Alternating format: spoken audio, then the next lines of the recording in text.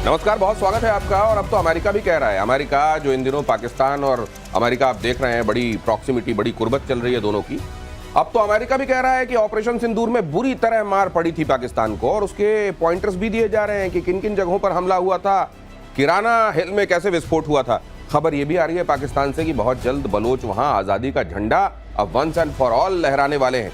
क्या दुर्गति कर दी है वहां पर पाकिस्तान की आर्मी की बलूचिस्तान के अंदर, ये खबर आपको दिखाऊंगा। खबर यह भी कि रशिया यूक्रेन के बीच चल रही जंग में अब नया ट्विस्ट आ गया है, और उधर ट्रंप जो हैं वो अपने किए कराए का ठीकरा दूसरे पर फोड़ने पर कैसे आमादा हैं, उस ट्वीट के जरिए आपको दिखाऊंगा जो आज उन्होंने किया। और भारत ने बड़े बड़े संतुलित तरीके से कहा नो कमेंट। देखिए जरा आज का प्रतिशोध। मेरे साथ जनरल सिन्हा यहां पर जुड़ रहे हैं और कैप्टन श्याम भी यहां मौजूद हैं। बहुत स्वागत है सर, गुड इवनिंग। पहले ये खबर दिखाता हूं दर्शकों को, ऑपरेशन सिंदूर को लेकर बहुत बड़ी खबर है ये। किराना हिल्स को लेकर अमेरिकी वैज्ञानिकों का खुलासा। अमेरिका ने कहा पाकिस्तान बुरी तरह हारा, भारत ने 11 एयरबेस को मिसाइल से तबाह किया। किराना हिल्स पर भी एक विस्फोट हुआ, भारत से खुद को नहीं बचा सकता था पाकिस्तान। रिपोर्ट में कहा गया है कि भारतीय मिसाइल हमलों के खिलाफ पाकिस्तान के लिए खुद को बचाना असंभव है। मई के संघर्ष से यह साबित हुआ है, मई के कॉन्फ्लिक्ट ने यह बता दिया है कि पाकिस्तान भारत की मिसाइलों से खुद को बचाने में एकदम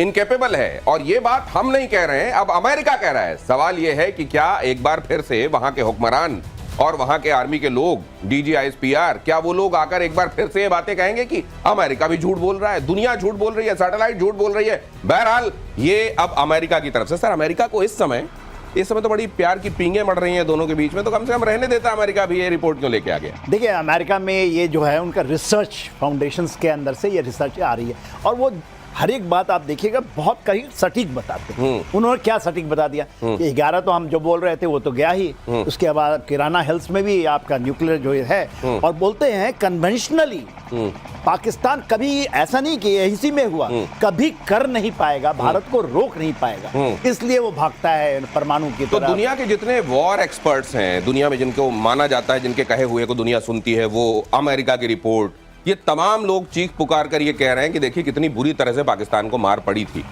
लेकिन पाकिस्तान में तो मुनीर फील्ड मार्शल बना दिए गए, फिर इतनी मार पड़ी थी तो फील्ड मार्शल क्यों बना दिया गया? धन्यवाद दिनेश जी, जय हिंद। देखिए स्वघोषित फील्ड मार्शल है ना, वो सेल्फ डिक्लेयर्ड मानता हूं मैं उनको, तो उनकी बात रहने दीजिए। बात है दो, जोर का झटका धीरे से लगे।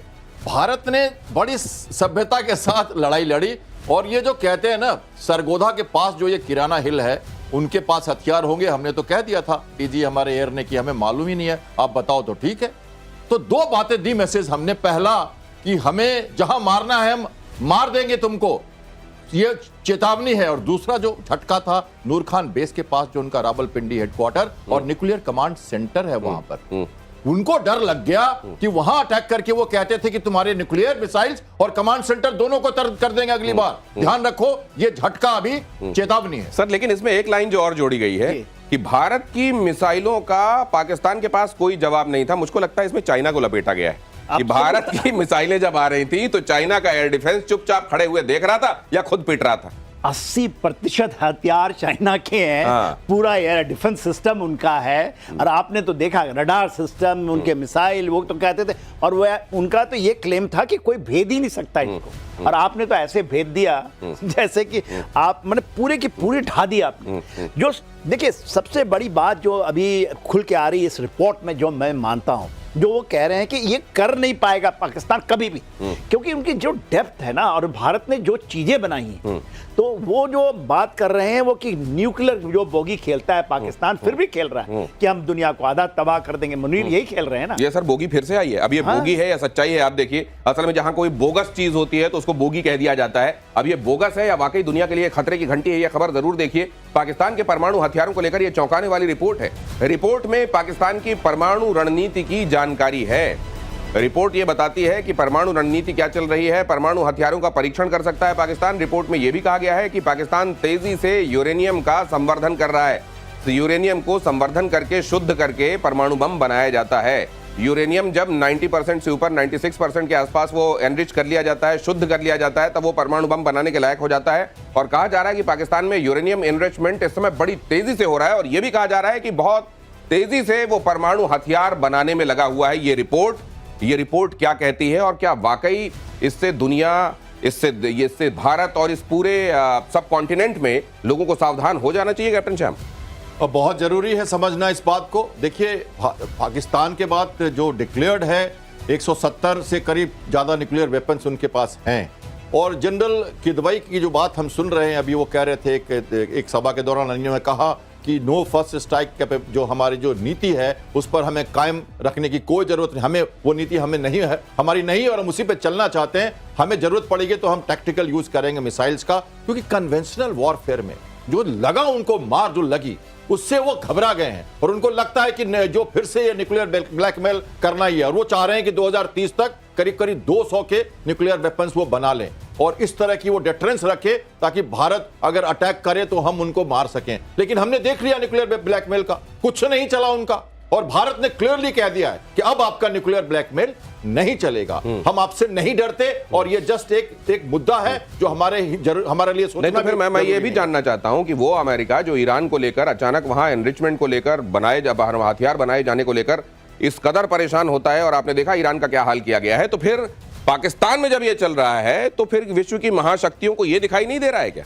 देखिए ये तो मैं लेकर चलिए कि जो पाकिस्तान की न्यूक्लियर कैपेबिलिटी आई है वो अमेरिका का दिया हुआ है, ये उनका है नहीं। ठीक है, एक्यू खान का नाम लेते हैं कि उन्होंने चोरी छुपे से बना लिया, मगर उसमें कहीं टैसिट सपोर्ट है और फुल सपोर्ट है। आज के दिन में तो यही है। देखिए इनरिचमेंट में तो पहले वो टाइटेनियम में कर रहा था, अब यूरेनियम की इनरिचमेंट करता है, 4 रिएक्टर्स हैं।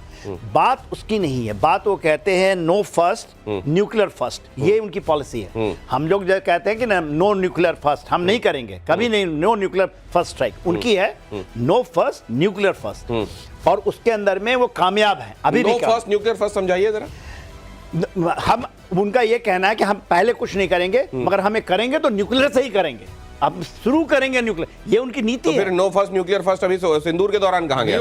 वही चीज है ना, तो इसी को कहते हैं ना बोगी को तोड़ना है। तो आप हमने क्या कहा कि हमने जो अचीव किया है कि इससे न्यूक्लियर बोगी को हमने तोड़ दिया। इसके नहीं सुने थे आप, आधे पाव के हैं, एक पाव के हैं, हम हिंदू में मार देंगे, मुस्लिम बच जाएंगे। तो ये जो बोगी है, और ये भी जो कहे किदवई के नाम बताए, वो कहते हैं हमारे जितने भी पॉलिटिशियन है छोटे लेवल के भी, उनको बहुत बड़ा लिवरेज देता है इस तरह की बातों से। देखिए इस बोगी से, और बोगी को हमने तोड़ा है, और भारत का मेरा मानना है कि even know first use against Pakistan में डिक्लेयर होना चाहिए। एक बात जानना चाहता हूं, अगर डिटरेंस के हथियार हैं, आप ऐसे मुल्क जो आपको कभी हमला कर सकते हैं उनको ये बताने के लिए कि देखो मेरे पास इतने खतरनाक हथियार हैं और मैं फर्स्ट यूज भी कर दूंगा, ये सब अगर आप माहौल बना के रखना चाहते हैं तो कम से कम घर के अंदर तो आप घर वालों को तो फिर ठीक सुविधाएं दीजिए। घर के अंदर से जब लड़ाई झगड़े शुरू हो जाएंगे, जो कि वहां पे चल ही रहे हैं, अभी मैं आगे अगली खबर में आपको बताता हूं, तो वहां तो आप परमाणु बम चला नहीं पाएंगे। उन जगहों से कैसे खुद को बचाएंगे? जो चल रहा है खैबर पख्तूनवा में, जो चल रहा है बलूचिस्तान में, उसके लिए क्या बम? वहां तो सौहार्द वाला वातावरण ही उन लोगों को साथ में ला सकता है, और वहां तो आप रिसोर्सेज लुटवाने के लिए कभी चाइना को लाते हैं, कभी अमेरिका को लाते हैं। खबर देखिए, बलूचिस्तान छोड़कर भागी मुनीर की सेना, बलूचों ने फहराया आजादी का झंडा। कई इलाकों में बलूच लिबरेशन आर्मी का कब्जा। पाकिस्तानी सेना की चौकियों पर बलूचों का झंडा फहराता हुआ नजर आ रहा है। ये पाकिस्तान सेना की चौकियां हैं जहां पर रहा करते हैं ये फौजी असल में तैनात। उन तमाम जगहों से फौजियों को खदेड़ दिया गया है। उनके कॉन्वॉय को आप देखते हैं, हर 1-2 दिन में आप देखते हैं कि वहां से एक रेगिस्तानी इलाके से गुजर रही है कोई एक गाड़ी, और कॉन्वॉय क्या है, एक गाड़ी होती है उसको उड़ा दिया जाता है। सवाल ये भी उठते हैं कि जब आप इस तरह की, आपके लिए वहां थ्रेट परसेप्शन है, तो कॉन्वॉय की जगह एक सिंगल गाड़ी क्यों भेजते हैं आप? और इस तरह की पोस्ट वहां पर जो इक्का दुक्का लोग तैनात होते हैं उनको खदेड़ दिया जाता है, और वहां पर कई जगहों पर आजादी का झंडा। अब ये वक्त की बात लग रही है कि बलूचिस्तान अपनी खुद मुख्तारी, अपनी इंडिपेंडेंस का, संपूर्ण आजादी का ऐलान किसी दिन कर देगा। उसने तो कर दिया है, बहुत जगह थे, वो बहुत सारे डिस्ट्रिक्ट में तो झंडे फहरा दिए उन्होंने। देखिए बात क्या है कि आज के बलूचिस्तान इनके हाथ से निकल चुका है, और सारी की सारी यदि किसी की प्रॉब्लम है तो ये पाकिस्तान की खुद की प्रॉब्लम। अपने पैरों में आप कुल्हाड़ी मारेंगे, वहां की पूरा देखिए 40% से 43% बोलते हैं उसकी जमीन ही है वो पाकिस्तान का है, तो बलूचिस्तान है। पूरा मिनरल वहां है, सभी चीज है। लोग वहां पर केवल एक करोड़ लोग बोलते हैं, 25 करोड़ की आबादी के अंदर में 23 करोड़ की आबादी के बीच में 1 करोड़ आबादी है, उसको आपने ऐसी त्रस्ती दी है, वो आपको काट करके बाल्कनाइजेशन इज एब्सोल्युटली, कोई कहता है ना कि पॉसिबिलिटी प्रोबेबिलिटी क्या है, it is absolutely is happening on the ground. आप जब करेंगे इस तरह की चीजें तो आपको काटेगा ही। तो ये पाव पाव भर के जो ये कहते हैं, जी। ये अपने लोगों को भी मुझको लगता है वक्त की बात है, ये धमकाना शुरू कर देंगे खैबर पख्तूनवा में लोगों को और बलूचिस्तान में। क्या कहते हैं कैप्टन शाह? देखिए ये लगातार चल रहा है। मैं मानता हूं कि बलूचिस्तान को उनसे अलग होना होगा आज न कल। बहुत लंबी लड़ाई है और ये तो 1-2 साल की बात करें तो करीब करीब 2500 से ज्यादा 700 सिक्योरिटी फोर्सेस मारे गए हैं, 900 बलूचिस्तानी मारे गए हैं, 900 सिविलियन मारे गए हैं। चाइना को अलग परेशानी हो रही है, वो जो बना रहा है अपना सीपेक्ट वो उससे भी पल्ला झाड़ रहा है। खैबर पख्तूनख्वा में हम देख रहे हैं, बानू में अटैक हुआ, आपने देखा होगा। मैं हमेशा से मानता हूं भारत को कुछ करने की जरूरत नहीं है। जब ऑपरेशन सिंदूर हो रहा था तो लोग कह रहे थे पीओके ले लें, बलूचिस्तान को अलग कर दें। हमारे लोग कुछ नहीं करते। आपके ट्रेन में जाके धमाका हो जाता है, आपके स्कूल में धमाका हो जाता है, आपके खैबर पख्तूनख्वा में रोज कोई ना कोई मर जाता है। हम कुछ नहीं कर रहे हैं। अंडा खुद से फूट जाए तो अच्छा जीव निकलेगा, बाहर से मारने पे पता नहीं क्या होगा। चुपचाप देखते रहिए क्या होने वाला है। और भारत को लेकर ट्रंप का एक बड़ा बयान सामने आया है, अगली खबर आपको दिखाता हूं।